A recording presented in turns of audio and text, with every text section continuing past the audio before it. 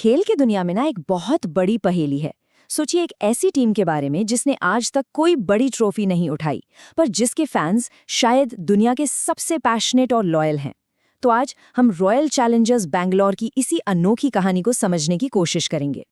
ये सिर्फ 3 शब्द नहीं है, ये एक मंत्र है, एक उम्मीद है, एक ऐसी भावना जो हर साल लाखों दिलों में फिर से जिंदा हो जाती है। यही आवाज आरसीबी के पूरे सफर की पहचान है। इसका सीधा सा मतलब है, इस साल कप हमारा है। ये एक ऐसा विश्वास है जो हर हार के बाद कमजोर नहीं बल्कि और भी मजबूत होता चला गया।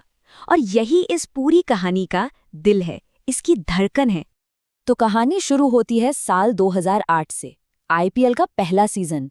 आरसीबी की टीम मैदान पर बड़े बड़े नामों और उम्मीदों के साथ उतरी थी, लेकिन हुआ बिल्कुल उल्टा। स्टार खिलाड़ियों से भरी टीम होने के बावजूद टीम पॉइंट्स टेबल में नीचे से दूसरे नंबर पर रही। इसके बाद के सालों में ना एक पैटर्न सा बन गया। टीम जीत के बेहद करीब पहुंचती और फिर आखिरी पल में हार जाती। 2009 में फाइनल में हारे, 2010 में प्लेऑफ तक गए और फिर 2011 में दोबारा फाइनल हार गए।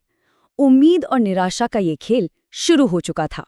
लेकिन इसी निराशा के बीच कहानी में एक जबरदस्त मोड़ आता है। अब आरसीबी की कहानी में एंट्री होती है उन प्लेयर्स की जिन्होंने अगले 10 सालों के लिए टीम की पहचान ही बदल कर रख दी। 2013 का वो दिन कोई कैसे भूल सकता है, जब क्रिस गेल ने अकेले, जी हां अकेले, 175 रन ठोक दिए। ये आईपीएल के इतिहास का आज भी सबसे बड़ा स्कोर है।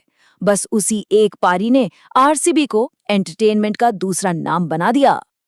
ये 3 नाम, कोहली, डिविलियर्स और गेल, इन्होंने मिलकर क्रिकेट को एक फेस्टिवल बना दिया।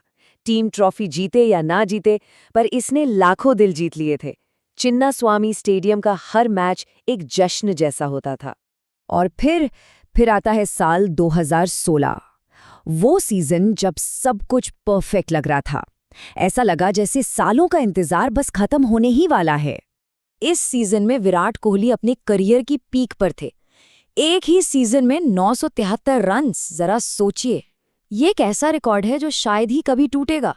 एक ऐसा कप्तान जो अपनी टीम को बिल्कुल सामने से लीड करके फाइनल तक ले गया। पर कहते हैं ना, क्रिकेट बहुत बेरहम खेल हो सकता है। फाइनल में जीत के इतने करीब आकर आरसीबी हार गई। वो सिर्फ एक हार नहीं थी, वो एक सपना था जो करोड़ों फैंस की आंखों के सामने टूटकर बिखर गया था। 2016 की उस हार के बाद टीम के लिए एक बहुत मुश्किल दौर शुरू हुआ।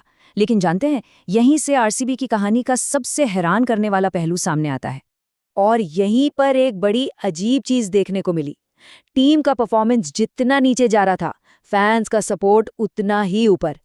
टीम मैदान पर लगातार हार रही थी, लेकिन स्टेडियम में आरसीबी के नारे पहले से भी ज्यादा जोर से गूंज रहे थे।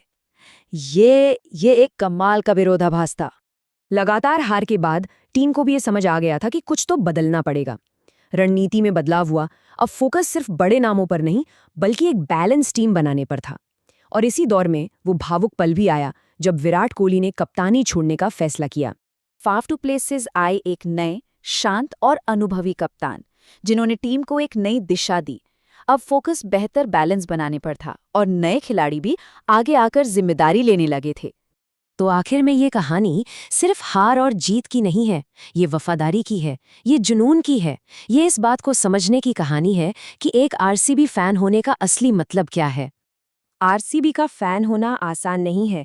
इसका मतलब है हर हार के बाद भी टीम के साथ खड़े रहना। इसका मतलब है छोटी छोटी जीतों का भी बड़ी शिद्दत से जश्न मनाना।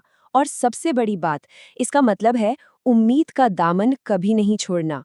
तो ये हमें एक बहुत बड़े सवाल पर लाके खड़ा कर देता है। क्या खेल में कामयाबी का पैमाना सिर्फ ट्रॉफी जीतना ही है, या फिर दिलों को जीतना और एक अटूट रिश्ता बनाना भी अपने आप में एक बहुत बड़ी जीत है? और शायद यही आरसीबी की असली विरासत है। ये टीम सिर्फ क्रिकेट नहीं खेलती, ये इमोशंस बनाती है। एक ऐसा इमोशन जो पिछले 18 सालों से लाखों लोगों को एक दूसरे से जोड़े हुए है।